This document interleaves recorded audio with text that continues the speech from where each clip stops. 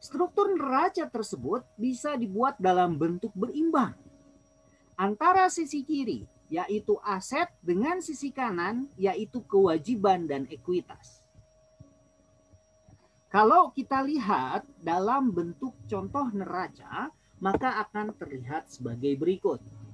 Di mana neraca dalam akuntansi sektor publik mengenai pemerintahan kota, saya ambilkan contoh untuk pemerintahan kota ABC per 31 Desember 2021. Neraca tersebut berisi mengenai uraian-uraian. Yang pertama mengenai aset.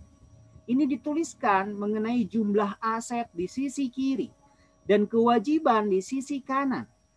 Aset lancar di sisi kiri, kewajiban jangka pendek di sisi kanan.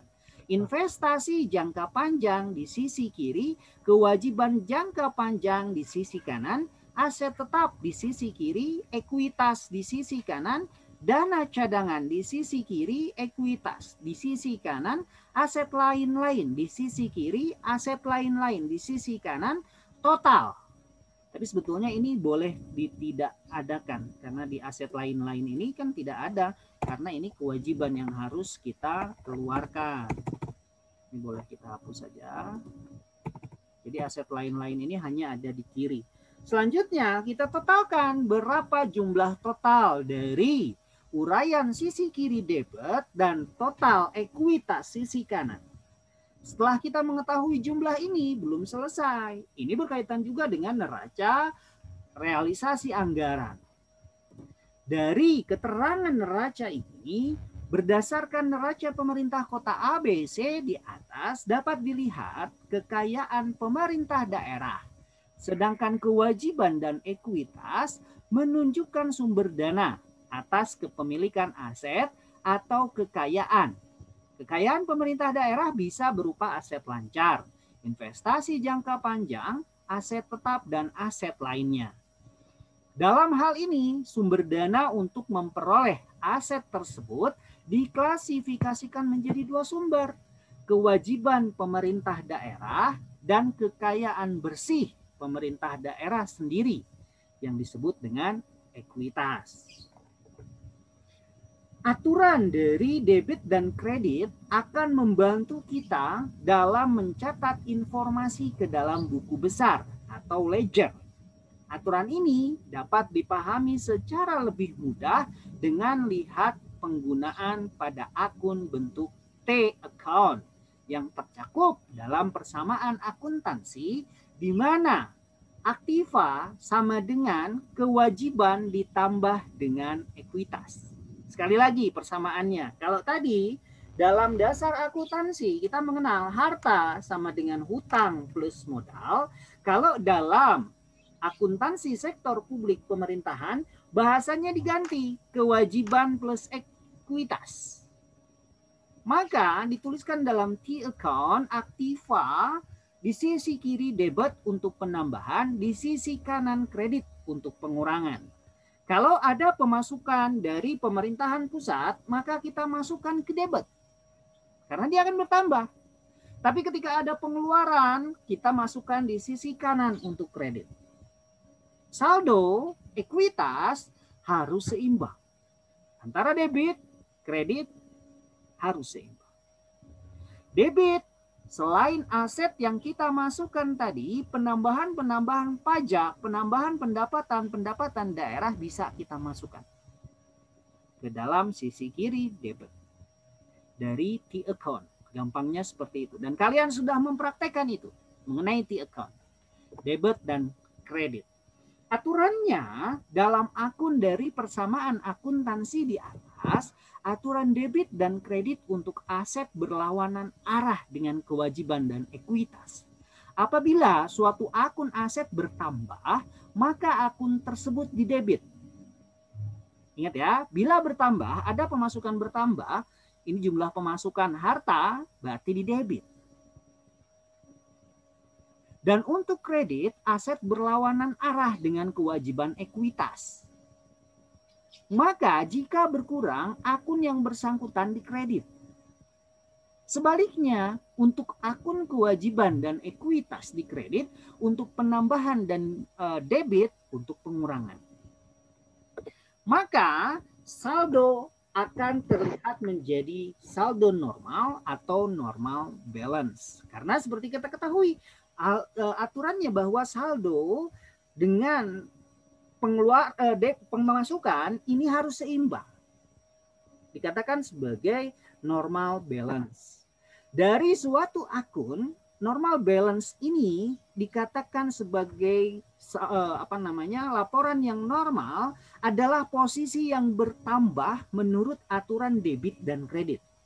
Sebagai contoh, saldo normal dari akun kas adalah saldo debit. Karena suatu aset bertambah dengan mencatat pada posisi debit. Oleh karena itu, saldo normal adalah pada posisi yang positif, di mana saldo normal dari aset adalah sisi debit.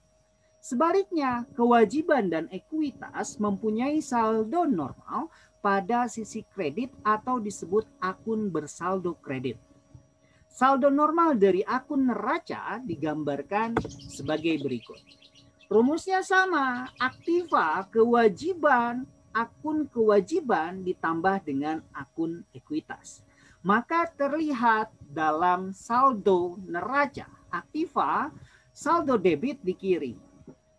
Saldo kredit ini dikosongkan, ini di kanan. Akun kewajiban, saldo normal, kredit di kiri. Saldo normal, kredit di kiri. Tetapi di kanannya dari aktiva, saldo normal, karena ini akan kewajiban dan ekuitas. Ini akan berkurang nantinya dari aktiva, dari harta di pemerintah. Berarti ini posisinya di kanan, walaupun letaknya kalau misalnya kalian lihat, ini di sisi kanannya dari debit. Kelihatan ya? Saldo normal kredit, akun kewajiban, akun ekuitas, saldo normal kredit. Ini di sisi kanannya aktiva saldo normal debit. Di account dari materi yang sebelumnya sudah kita bahas bahwa T account itu menunjukkan bahwa saldo debit selalu di kiri. Saldo kredit selalu di kanan.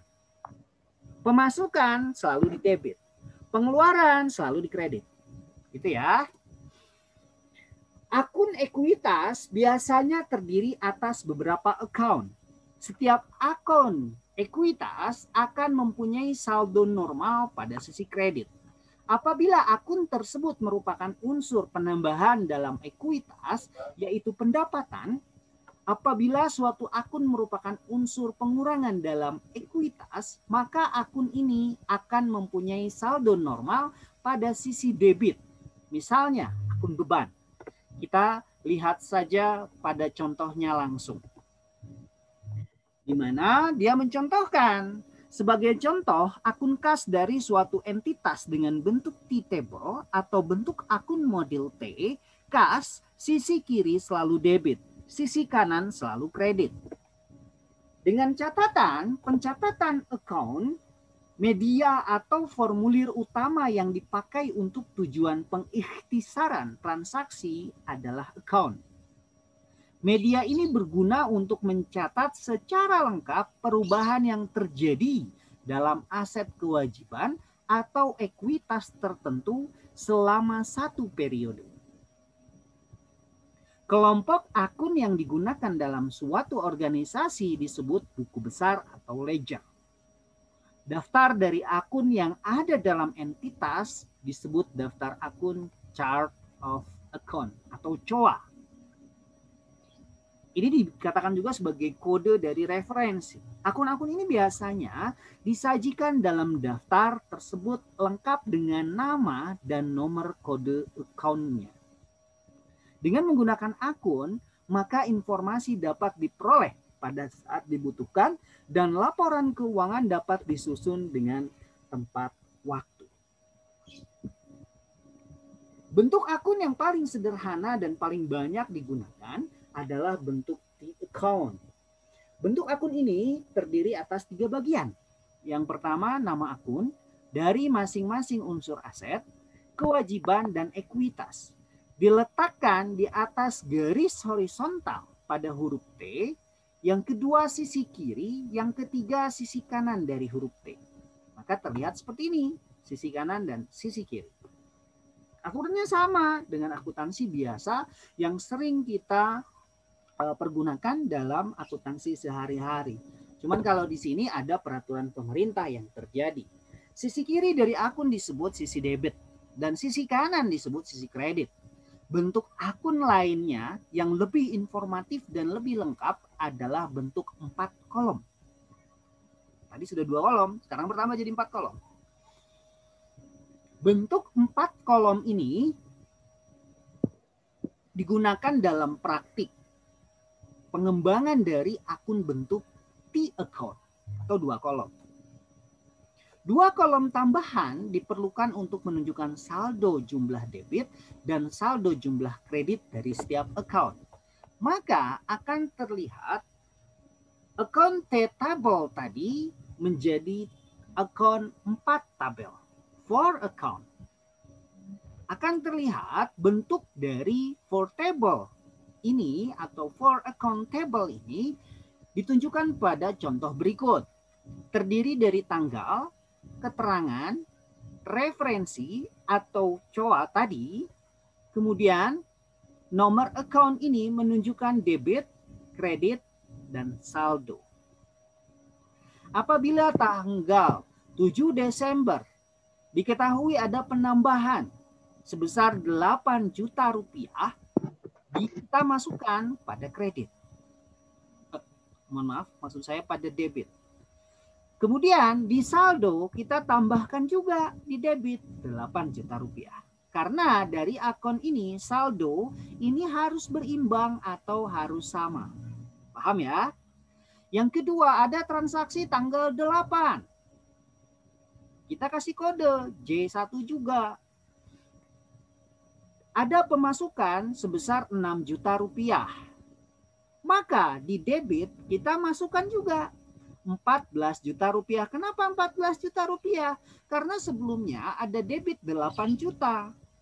Ini masih masukkan juga 8 ditambah 6 di debit, maka kita jumlahkan 14 juta rupiah. Paham ya? Kemudian ada saldo pengeluaran di tanggal 9 Desember. Kita masukkan 2.500.000. Di saldo debit 14 juta rupiah kita kurangi 2.500.000. Maka sisa saldo 11.500.000. Di tanggal 10 Desember ada transaksi selanjutnya pengeluaran. Kita masukkan ke dalam kredit 3 juta rupiah. Maka saldo debit tadi akan berkurang. 11 juta dikurangi 3 juta, maka sisa saldo 8.500.000. Selanjutnya kita masukkan akun kas pada tabel yang tadi mempunyai saldo debit sebesar 8 juta rupiah. Setelah transaksi pertama diposting dari jurnal ke buku besar account di Kasda dan mempunyai saldo debit sebesar 8.500.000, setelah posting transaksi keempat Permendagri 64. Nah, ini yang membedakan. Ingat. Yang membedakan ada ini, ada Permendagri 64 tahun 2013 tentang penerapan standar akuntansi pemerintahan berbasis akrual pada pemerintahan daerah. Lampiran 2 mendesain bentuk akun 4 kolom. Ini yang membedakan, ini yang saya katakan tadi. Kalau kalian lupa, kalian boleh lihat di materi saya yang sebelumnya. Di materi saya sebelumnya saya sudah menjelaskan mengenai dasar-dasar akuntansi, di mana sisi debit dan sisi kredit. Nanti kita pun akan mempraktekkan ini bagaimana memasukkan mengenai akun 4 kolom ini, mempergunakan 4 kolom ini. Jadi dari sini, ini standar akuntansi Permendagri 64 tahun 2013 mengenai ledger atau buku besar. Kita masukkan berapa SKPD-nya, berapa kode rekeningnya, berapa nama rekeningnya, pagunya, perubahan APD-nya. Lalu kita masukkan per transaksi, tanggal, uraian, referensi, debit, kredit, dan saldo seperti yang ini. Maka tunjukkan kasida berdasarkan kasida referensinya. Nanti ini dicontohkan dalam soalnya, disebutkan ada transaksi penambahan, ada transaksi pengeluaran. Penambahan biasanya ada pemasukan misalnya dari pajak dan lain sebagainya. Kita masukkan pada pendapatan. Kemudian kalau ada pengeluaran, kita masukkan pada kredit. Jangan lupakan di saldo. Saldonya pun akan berubah.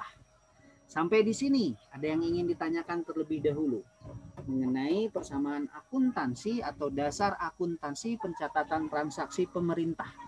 Persamaan dasar akuntansi dan pencatatan transaksi pemerintahan itu tidak berbeda dengan dasar akuntansi yang dilakukan di umum. Sama saja. Atau kalian masih nyangkut di LRA atau perubahan saldo, karena kita sudah membahas mengenai LRA dan perubahan saldo. Ini luar dari itu, ini sudah masuk ke materi yang selanjutnya. Kita akan mencatat mengenai transaksi pengeluaran dan kita akan memasukkan ke dalam customer ledger. Silahkan kalau ada yang ingin ditanyakan, karena kebetulan waktu dari Zoom-nya ini sebentar lagi akan berakhir. Saya mempersilahkan kalian untuk membuka sesi pertanyaan. Kalau tidak ada, ya pertemuan sesi kedua ini saya cukupkan sekian. Terima kasih atas perhatian kalian. Mohon maaf apabila ada kekurangan dan kesalahan. Sampai jumpa lagi minggu depan. Kalau kita masih ada pertemuan, saya akan melanjutkan materi yang tadi kita sudah bahas. Mungkin kita akan praktek. Dan materi UAS mungkin sampai situ. Sama dengan teori-teorinya, nanti saya akan keluarkan kisi-kisi untuk kalian lebih mudah untuk belajar. Silahkan kalau ada yang ingin ditanyakan. Kalau tidak ada, terima kasih. Mohon maaf apabila ada kekurangan dan kesalahan. Saya Indra Dermawan, selamat sore. Assalamualaikum warahmatullahi wabarakatuh. Selamat sore, Pak. Waalaikumsalam Waalaikumsalam warahmatullahi warahmatullahi wabarakatuh. wabarakatuh.